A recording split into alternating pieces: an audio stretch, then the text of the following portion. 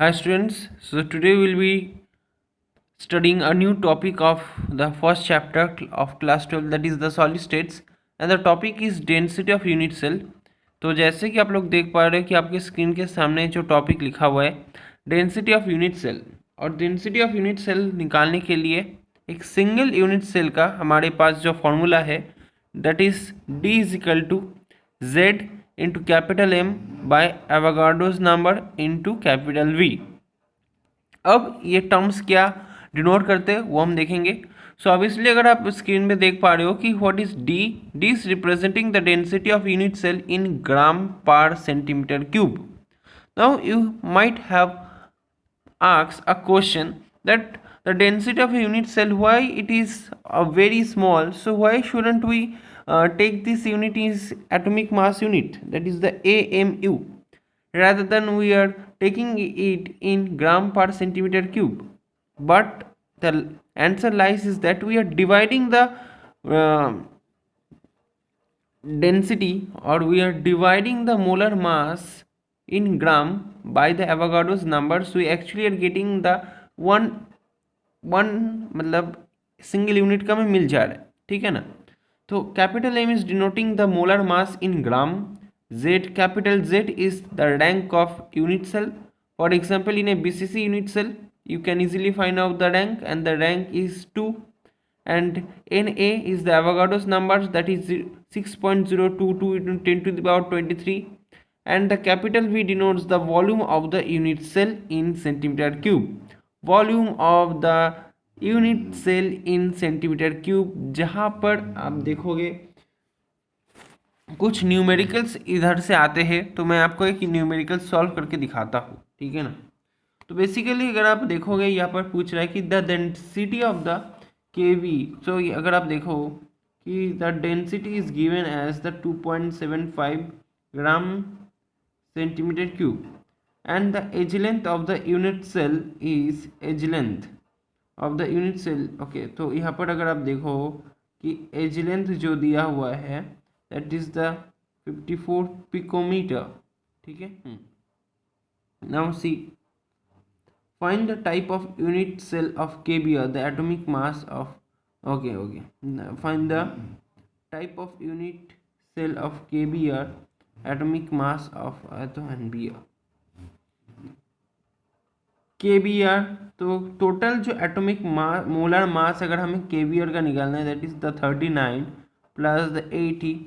Okay, so this is the molar mass in gram actually, so you can 9 8 9 10 11 ग्राम ये हमें पता चल गया, ठीक है ना।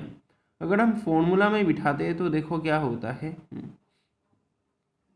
Now if we have to using that using the, अगर आप देखोगे यहाँ पर using the formula D is equal to Z into M by N into A into V, that is we are getting 2.75, that is equal to z into the molar mass 119 by the Avogadro's number 6.023 into the volume, the the edge length। so if the edge length is इतना है, अगर edge length अगर हमें इतना पता चलता जाता है, तो अगर आप देखोगे कोई क्यूब का फॉर्मूला में क्या पता है, therefore वॉल्यूम ऑफ जो क्यूब होती है वो क्या होता है भैया, A to the power cube. So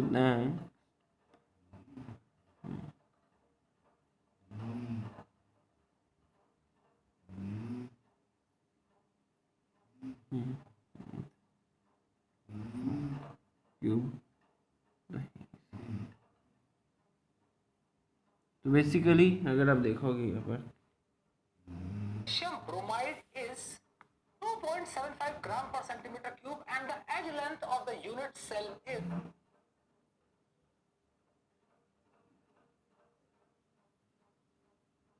which are given in the question in this particular. In the case of BCC we get 2, the value of Z, and in the case of FC, तो basically अगर हमें एक चीज़ जो करनी है वो है क्या कि 6.022 into 20 23 और 654 इंटू 10⁻⁻10 कर देना है, क्योंकि हम पिकोमीटर से सेंटीमीटर में लाते हैं, ठीक है ना। ये वाला रिलेशन जो है मैं आपको दिखाऊंगा बाद में, ठीक है ना।